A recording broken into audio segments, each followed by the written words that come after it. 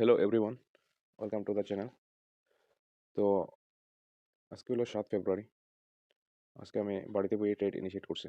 আমি ল্যাপটপ দিয়ে ট্রেড ল্যাপটপের মধ্যেই আমি চার্ট থেকে ট্রেড ইনিশিয়েট করছি অ্যান্ড আমি এটা লাইভ রেকর্ডিংও করছি।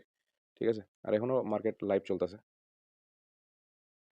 তো প্রবলেম হলো যে আজকে হলো 4 নাম্বার দিন, একটা কনজিকিউটিভ আমরা 525 করে সেটা আমরা 4 দিন এসএল হিট হয়েছে, আজকেও এসএল হিট হয়েছে। তো মোটামুটি আমার 4 দিনে টোটাল 2100 টাকা নাই। আমার ক্যাপিটাল আসলো 10,000। ঠিক আছে, এখন মনে হয় অ্যাভেলেবল ব্যালেন্স আমার কাছে আছে এই 7,910 সামথিং। ঠিক আছে, 4 দিন লস হওয়ার পরে। তো আজকে আমি যে ট্রেডটা ইনিশিয়েট করছি, ঠিক আছে, আমার ভিউ ডাউন সাইডে আসলো। ঠিক আছে, কারণ আপার সাইড কোনো এসএল আসলো না। আপার সাইড কোনো এসএল আসলো না অ্যাভেলেবল, ডাইরেক্ট কোনো এসএল অ্যাভেলেবল আসলো না আপার সাইড। ওকে, তো ভিউ আসলো আমার ডাউন সাইডেই ভিউ আসলো। তো অ্যাকচুয়ালি যেরকম আমি প্ল্যান বানাইছি সেভাবেই মার্কেট গেছে, বাট কোথাও হলো আগে আমার স্টপ লস হিট করছে, তারপরে আমার টার্গেট দিছে, কিন্তু আমার ভিউ ডাউন সাইড আসলো, ডাউন সাইডেই গেছে। ঠিক আছে, অ্যাকচুয়ালি এসএল হান্টিংয়ের অনুযায়ী চার্ট রিপিট হয় না।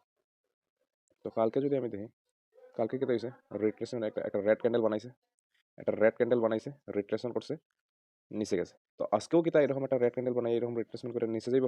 না। তো এই প্ল্যানটা তো আমি বানাইছি না। ঠিক আছে, আমি যে প্ল্যানটা বানাইছিলাম যে আজকে এরকম আপসাইড গিয়ে সেটা এমনি রিট্রেসমেন্ট করে আনলাম। তো ঠিক আছে, কিন্তু আমি এরকম রেড ক্যান্ডেল বানাইয়া এরকম এটা লয়ে যাওয়ার কোনো প্ল্যানই আসলে না। তো এটা তো বঞ্চেই না। ঠিক আছে, আমি যেরকম প্ল্যান করছি এরকমই গেছে। হুম, কিন্তু প্রবলেম হলো যে আমার আগে এসএল হিট হয়েছে, এরপরে টার্গেট হয়েছে। তো ঠিক আছে, আজকে আমি ফুল কনফিডেন্ট, কারণ গত যে 2 দিন আমি ট্রেড লিছিলাম, ঠিক আছে, এখানে একটু উল্টা পাল্টা হয়েছিল আমার সাইকোলজি, আমার থিঙ্কিং। ঠিক আছে, আপসাইডটা আমার থিঙ্কিং আসলো, কিন্তু ডাউন সাইডের ট্রেড দিকে ডাউন সাইড লই লিছি, ডাউন সাইডের সেটআপ দিকে ডাউন সাইডের ট্রেড লই লিছি।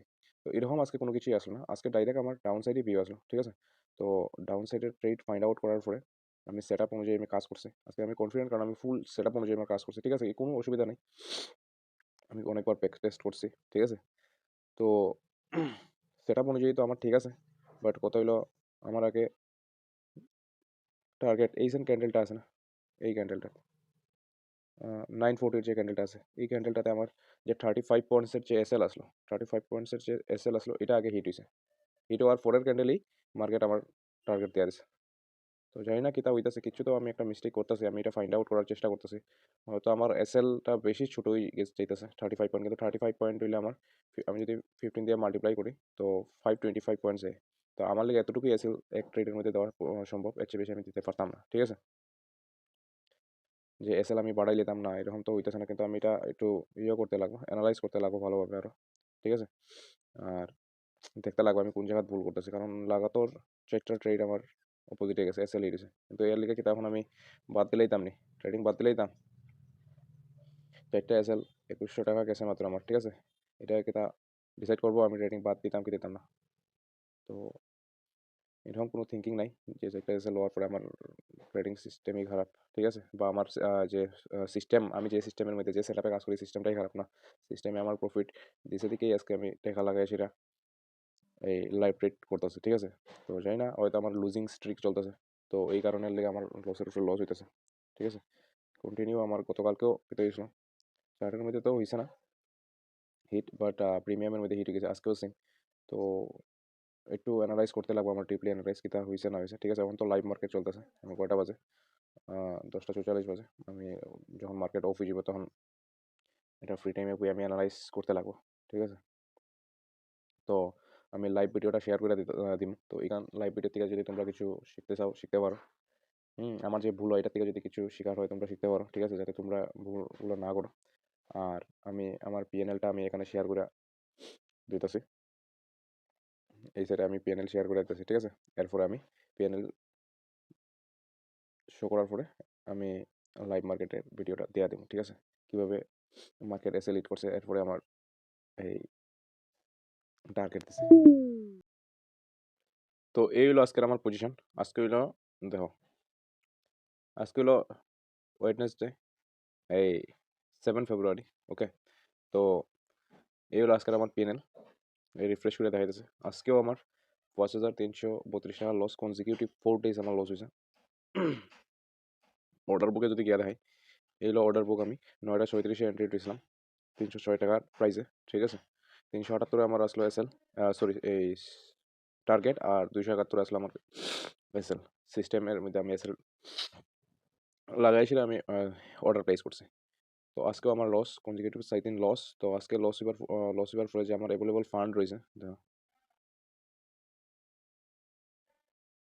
৭,৯০০, এখান থেকে আরও ৯১৯ টাকা, এখান থেকে আরও 10 টাকা মাইনাস হইব, কারণ এটা চার্জও মানে ওই ব্রোকারেজ তো কাটে না, বাট ব্রোকারেজ ছাড়া যে এক্সট্রা চার্জগুলো আছে, সেভি চার্জ, তার আরও কেটে কেটে চার্জ আছে, ওইগুলো 10 টাকা কাটে, ঠিক আছে।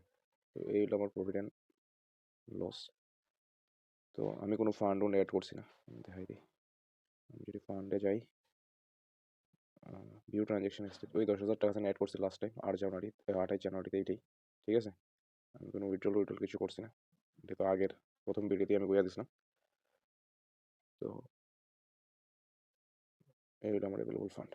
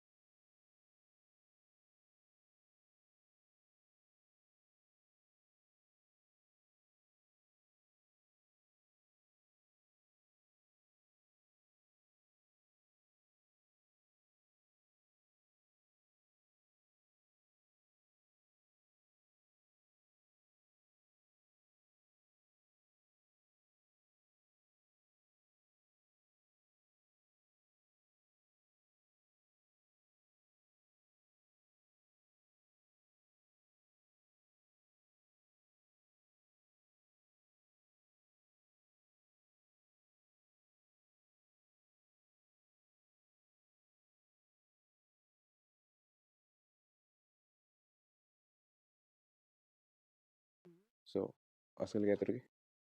Thank you for watching the video.